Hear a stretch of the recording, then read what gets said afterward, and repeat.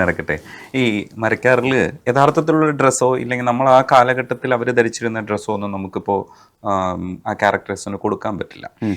അപ്പോൾ നമ്മൾ കുറച്ച് എക്സാജറേറ്റ് ചെയ്യേണ്ടി വരും. എക്സാജറേഷൻസ് ചിലപ്പോൾ നമുക്ക് ആ സിനിമ കഴിയുന്നത് വരെ ചിലപ്പോൾ കുഴപ്പമില്ലായിരിക്കും, പക്ഷെ റീവാച്ച് ചെയ്യുമ്പോൾ എപ്പോഴെങ്കിലും ഇത്ര കൊടുക്കണ്ടായിരുന്നു, വേറൊരു തരത്തിൽ അപ്രോച്ച് ചെയ്താൽ മതിയായിരുന്നു എന്നൊക്കെ നമുക്ക് തോന്നിയേക്കാം. പക്ഷേ മരക്കാറിൻ്റെ കാര്യത്തിൽ ഇപ്പോഴും ആ സിനിമ കാണുമ്പോൾ സാറ്റിസ്ഫൈഡ് അല്ലേ?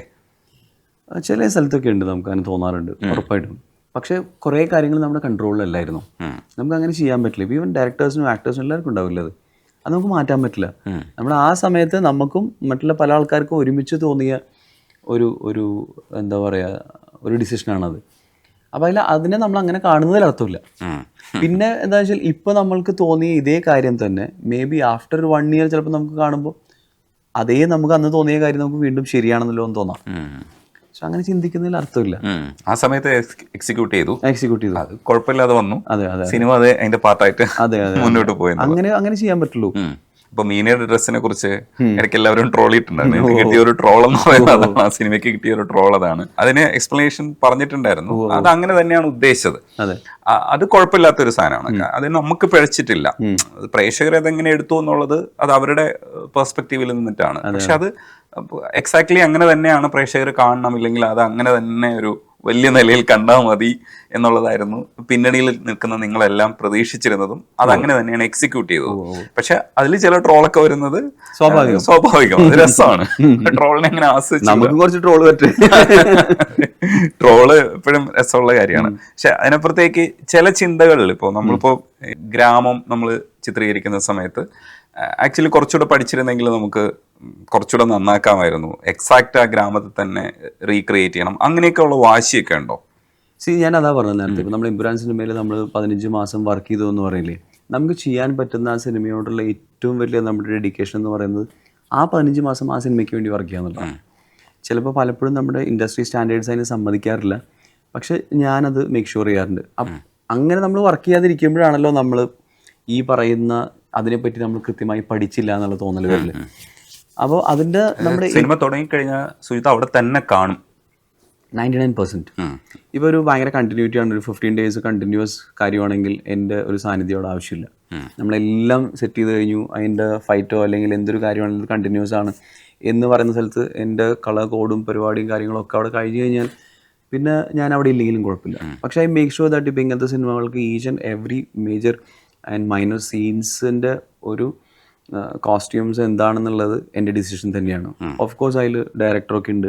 ഇപ്പോൾ ഡയറക്ടർ എടുത്ത് ചില സമയത്ത് ഇപ്പോൾ അദ്ദേഹം ഇപ്പോൾ രാജു പറയുമായിരിക്കും നമുക്ക് ഇത് മതിയോ എന്ന് ചോദിച്ചാൽ, അല്ല ഇതല്ലെങ്കിൽ ഇത് എന്തുകൊണ്ടെന്നുള്ള റീസൺ ഞാൻ പറഞ്ഞിട്ട് പിന്നെ അദ്ദേഹം ചിലപ്പോൾ ഓക്കെ അദ്ദേഹത്തിൻ്റെ റീസൺ പറയും. അങ്ങനെ ഒരു ഡിസ്കഷൻ സ്പേസ് ഉണ്ട് അവിടെ. സോ അതിൽ നിന്നൊരു തീരുമാനം ഉണ്ടാവും. പക്ഷെ നമ്മുടെ ഭാഗത്തു നിന്നുള്ളൊരു ആൻസർ നമുക്ക് പറയാനായിട്ട് നമ്മളവിടെ ഉണ്ടാവുക എന്നുള്ളത് ഭയങ്കര വലിയ കാര്യമാണ്. അങ്ങനെ നമ്മൾ എടുത്തൊരു തീരുമാനത്തിന് നമ്മൾ വീണ്ടും തിരിച്ചുപോയി ശരിയാക്കാൻ പറ്റില്ല. അതാണ് ഞാൻ നേരത്തെ പറഞ്ഞത്. അപ്പോൾ നമ്മുടെ ഏറ്റവും വലിയ കോൺട്രിബ്യൂഷൻ എന്ന് പറയുന്നത് you give time to that project. ഇപ്പോൾ എന്താ അറിയുമോ, ഇപ്പോൾ നമ്മൾ ഇത്രയും വലിയ സിനിമകൾ ഇവിടെ ഇറങ്ങുന്നു എന്ന് പറയുന്നത്, ഇപ്പോൾ ആ സിനിമയുടെ 15 മാസം അല്ലെങ്കിൽ ഇനി 2.5 വർഷമൊക്കെ വർക്ക് ചെയ്തിട്ടുള്ള ആൾക്കാരുണ്ട് ഇതേ സിനിമയിൽ തന്നെ. അപ്പോൾ ആ ഡയറക്ടർ അത്രയും വർഷം 2.5 വർഷം വർക്ക് ചെയ്തിട്ടുണ്ടാവും.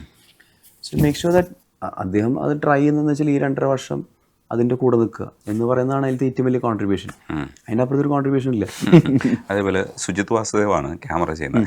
നിങ്ങൾ തമ്മിലുള്ള ഡിസ്കഷൻസ് ഒക്കെ നിങ്ങൾ എത്രത്തോളം കൂടുതൽ പൃഥ്വിരാജുമായിട്ട് മാത്രമാണോ സംസാരിക്കാമെന്ന് എനിക്കറിയില്ല, മൊത്തത്തിലുള്ള ഡിസ്കഷൻ പാർട്ടൊക്കെ വരുന്നുണ്ടോ? അതെങ്ങനെയായിരുന്നു? ക്യാമറമാനുമായിട്ട് നിങ്ങൾ വർത്തമാനം പറഞ്ഞിട്ടുണ്ടോ? ഇപ്പം ഇത്രയും വലിയ സിനിമയല്ലേ, ഇപ്പം ഞാനും സുജിത് വാസുദേവും സുജിത്തേട്ടനും അതുപോലെ തന്നെ ഇപ്പം ഇതിൻ്റെ ആർട്ട് ചെയ്തിട്ടുള്ള മണി എന്ന് പറയുന്ന മോഹൻദാസ് എന്ന് പറയുന്ന മണിച്ചേട്ടനും നമ്മൾ വിളിക്കുന്നത്, അതുപോലെ കുറേ ആൾക്കാർ, ശ്രീജിത്താണ് അതിൻ്റെ മേക്കപ്പ് ചെയ്തിട്ടുള്ളത്.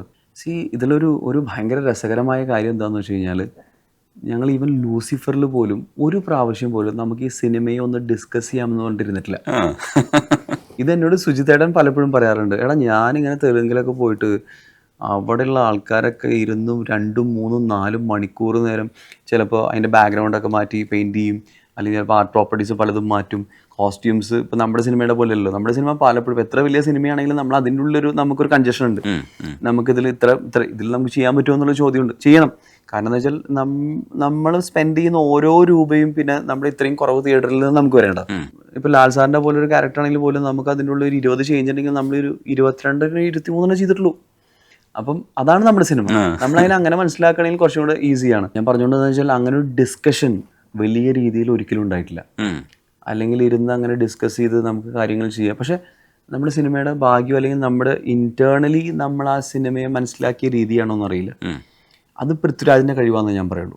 Because each and every decision അല്ലെങ്കിൽ ഒരാൾക്കൊരു സിനിമയുടെ കഥ പറഞ്ഞു കൊടുക്കുന്നത് അല്ലെങ്കിൽ ഒരു സ്ക്രിപ്റ്റ് വായിക്കുന്നത് ആ 2.5 hours അദ്ദേഹം ആ ഒരു ടെക്നീഷ്യൻ്റെ കൂടെ ഇരുന്നു കൊണ്ട് ആണ് അത് വായിപ്പിക്കുന്നത്. ഒരു അസിസ്റ്റന്റ് ഡയറക്ടർ കൊണ്ട് വായിപ്പിച്ച് ആ സ്ഥലത്ത് വരുന്ന ആ ടെക്നീഷ്യൻ്റെ എന്തൊക്കെയാണ് കോൺട്രിബ്യൂഷൻ, അത് എന്തൊക്കെയാണെന്നൊക്കെ മൊത്തത്തിൽ 2.5, 3, 4 മണിക്കൂറും അദ്ദേഹം ഇരുന്നിട്ടാണ് ഓരോ ടെക്നീഷ്യൻ്റെ അടുത്തും ഇത് സംഭവിക്കുന്നത്. സോ ഐ തിങ്ക് ജനറലി കിട്ടിയിട്ടുള്ള ഒരു നോളജ് ഉണ്ടല്ലോ ഈ സിനിമയെ പറ്റിയിട്ട്, അത് പൃഥ്വിരാജിൽ നിന്നാണല്ലോ എല്ലാവർക്കും കിട്ടിയിട്ടുള്ളത്. അപ്പോൾ അതിൻ്റെ അണ്ടർസ്റ്റാൻഡിങ് ഭയങ്കര കറക്റ്റാണ്. ആ കോർഡിനേഷനിലാണ് ഇത് വർക്ക് ചെയ്യുന്നത് എനിക്ക് മനസ്സിലായിട്ടുള്ളത്. അല്ലാതെ ഒരു മാജിക് ഒന്നുമല്ല. അപ്പം ഇതെല്ലാവരും ഇതിനെ ഒരുപോലെ കാണുന്നത്. എല്ലാവരും ഒരേ സ്ഥലത്ത് നിന്നാണല്ലോ കഥ കേട്ടിട്ട്, എല്ലാവരും ഒരേ വിഷനാണ് കേട്ടിട്ടുള്ളത്. അതുകൊണ്ട് അത് സംഭവിക്കാം. ശരിയല്ലേ? അത് നമ്മൾ അങ്ങനെ ചിന്തിച്ചിട്ടുണ്ട്. ഇത് എന്തുകൊണ്ടാണ് ഇങ്ങനെ സംഭവിക്കുന്നത്? ഈ സിനിമയിൽ അങ്ങനെയൊന്നും കോസ്റ്റ്യൂംസോ അല്ലെങ്കിൽ അങ്ങനത്തെ ആർട്ടൊക്കെ നമ്മൾ ഇത് പോരല്ലോ, അത് മാറ്റൂ, അല്ലെങ്കിൽ ഇത് വേണ്ട, അങ്ങനത്തെ ഒരു സാധനം നമ്മുടെ സിനിമയിലില്ല. ബിക്കോസ് എല്ലാം കൊണ്ടുവരുന്നതിൽ നമുക്ക് ഇത് വേണോ അത് വേണോ എന്നുള്ള സാധനം മാത്രമേ ഉള്ളൂ. ഇതാണോ നല്ലത് അതാണോ നല്ലത് എന്നുള്ള സാധനം മാത്രമേ ഉള്ളൂ. ഇത് ഇതിലേക്ക് ചേരുന്നില്ല എന്നുള്ളത് ഒരു ഡിപ്പാർട്ട്മെന്റിലും ഇല്ല. അത്രയ്ക്കുള്ള സ്പേസ് ഉള്ളൂ നമുക്ക്, അല്ലെങ്കിൽ അത് മതിയല്ലേ? അല്ല, അത് ഞാൻ പറഞ്ഞതെന്ന് വെച്ചാൽ അത്രയും അണ്ടർസ്റ്റാൻഡിങ് ഉണ്ട് അതിൻ്റെ ഉള്ളിൽ, ഈ സിനിമയുടെ ഉള്ളിൽ. അതായത് നമ്മൾ ഇതിൻ്റെ ഉള്ളിലേക്ക് ഉൾക്കൊള്ളിക്കാൻ പറ്റാത്തൊരു സെറ്റ് പ്രോപ്പർട്ടി പോലും ആ സിനിമയുടെ ഒരു കാര്യത്തിന് വേണ്ടി വരുന്നില്ല ആ സെറ്റിലേക്ക്. ബിക്കോസ് എല്ലാവരും ഇത് ഇദ്ദേഹത്തിൻ്റെ മുഖത്ത് നിന്ന് കേട്ടിട്ട് ആ സിനിമയെ അത്രയും രീതിയിൽ അണ്ടർസ്റ്റാൻഡ് ചെയ്യുന്ന ഇവിടേക്ക് എന്താണ് വരേണ്ടതെന്നുള്ളത് കൊണ്ടാണ് വരുന്നത്. അപ്പോൾ ഇവിടെ നമ്മളൊരു വേറെ എക്സ്ട്രാ കുറേ സാധനം കൊണ്ടുവന്നിട്ട് ഇതൊക്കെ ഉണ്ട്, ഇതൊക്കെ വേണമെന്ന് ചോദിക്കേണ്ട അവസ്ഥയില്ല. അതേപോലെ പൃഥ്വിരാജിന്റെ ബ്രോഡാഡിയിലെ വേഷം കണ്ടിട്ട് സുപ്രിയ വന്നിട്ട് നല്ല അഭിപ്രായം പറഞ്ഞു പറഞ്ഞില്ലേ? അതേപോലെ ലാലേട്ടന്റെ കൂടെ പേഴ്സണലി വർക്ക് ചെയ്യുന്ന സമയത്ത് ലാലേട്ടന്റെ ഒരു കംഫർട്ട്നെസ് മനസ്സിലാക്കിയിട്ടുണ്ടാവും. അത് വേറൊരു കമ്മ്യൂണിക്കേഷൻ ആണല്ലോ. കോസ്റ്റ്യൂം കുറച്ചുകൂടെയൊക്കെ അഭിപ്രായം ചിലപ്പോൾ പ്രൊഫഷണൽ ഒരു കാര്യം അല്ലാത്തതുകൊണ്ട് തന്നെ 2 രീതിയിലായിരിക്കും ചിലപ്പോൾ സമീപിച്ചിട്ടുണ്ടാവും. ഒന്ന് സെറ്റിലും മറ്റേതൊരു പേഴ്സണൽ സ്പേസിലും, അല്ലെങ്കിൽ ലാലേട്ടന്റെ ഒരു സ്പേസ് ആണ്. കുറച്ചുകൂടെ അഭിപ്രായം പറയാം. എങ്ങനെ ഇത് രണ്ടും തമ്മിൽ വ്യത്യാസമുണ്ടോ? പൃഥ്വിരാജിനെ സംബന്ധിച്ചിടത്തോളം പൃഥ്വിരാജ് ഇപ്പം എന്നോട് ഒരു കാര്യം പറയുന്നത്, എനിക്ക് ഇങ്ങനെ ഒരു സാധനം ഇങ്ങനെ ഒരു ഡേറ്റിൽ ആവശ്യമുണ്ട്. ഇപ്പം എംപുരാൻ്റെ പ്രൊമോഷൻസ് പോലും ഇപ്പം നമ്മളാണ് ചെയ്യുന്നത്, അദ്ദേഹത്തിൻ്റെ കോസ്റ്റ്യൂംസ് ഒക്കെ. അപ്പം വാട്ട് ഈസ് ലുക്കിംഗ് ഇൻ, എനിക്ക് മറ്റന്നാണ് പ്രോഗ്രാം, അപ്പോൾ ഇത് ചെയ്യാൻ നമുക്ക് സമയമുണ്ട്, പെട്ടെന്ന് വന്നൊരു കാര്യമാണ്. അപ്പം അതിൻ്റെ ആ from number 1 to 10th conversation എന്ന് പറയുന്നത് നമ്മളുടെ ഒരു മാത്രമാണ്. ഇതിനുള്ള വേറെ ആരുമില്ല. ഇപ്പോൾ ലാൽ സാറിൻ്റെ കേസിൽ ലാൽ സാർ ഒരുപാട് കാര്യങ്ങൾ എനിക്ക് തോന്നുന്നു ബിസി ആയതുകൊണ്ട്, അല്ലെങ്കിൽ പല ആൾക്കാരും അദ്ദേഹത്തിനുള്ളൊക്കെ ഇപ്പോൾ കോസ്റ്റ്യൂമേഴ്സൊക്കെ ഉണ്ട്. പൃഥ്വിരാജിനും അങ്ങനെ കോസ്റ്റ്യൂമേഴ്സും ആൾക്കാരും അങ്ങനെ എന്നുള്ള കാര്യങ്ങളൊക്കെ വളരെ കുറവാണ്. നമ്മുടെ അടുത്ത് തന്നെയാണ് സംസാരിക്കുന്നത്. അപ്പോൾ ലാൽ സാറിൻ്റെ കേസിൽ ലാൽ സാർ കുറച്ചും കൂടെ ഒരു എല്ലാത്തിനും ഉൾക്കൊള്ളാൻ ശ്രമിക്കുന്ന ആളാണ്. ഇപ്പം നമ്മളിതിലൊരു മോശം എന്തെങ്കിലും സംഭവിച്ചാൽ പോലും ഇപ്പം ഇത് അത്ര ഒരു നന്നായില്ലെങ്കിൽ അതിനും അദ്ദേഹം ഉൾക്കൊള്ളും എന്ന് പറയുന്ന പോലെയാണ് അദ്ദേഹത്തിൻ്റെ ഒരു രീതി. പിന്നെ ഇപ്പോൾ കുറച്ച് കാലമായിട്ട് ലാൽ സാർ കുറച്ചും കൂടെയൊക്കെ ഒരു യങ് ആയിട്ടുള്ള, അല്ലെങ്കിൽ കുറച്ചും കൂടെ യങ് ലുക്കിംഗ് ആയിട്ടുള്ള കോസ്റ്റ്യൂംസ് ഇപ്പോൾ അടുത്ത കാലത്തൊക്കെ ഞാൻ പല സമയത്തും ധരിക്കുന്നത് കണ്ടിട്ടുണ്ട്. അതിപ്പോൾ അദ്ദേഹം കുറേ, എനിക്ക് തോന്നുന്നു കുറേ വെയിറ്റ് ഒക്കെ കുറഞ്ഞിട്ടുണ്ട്. കുറച്ചും കൂടെ കാണാനൊക്കെ ഭയങ്കര രസകരമായ രീതിയിലാണ് അത്. അപ്പം എല്ലാം ചേരുന്നുണ്ട്.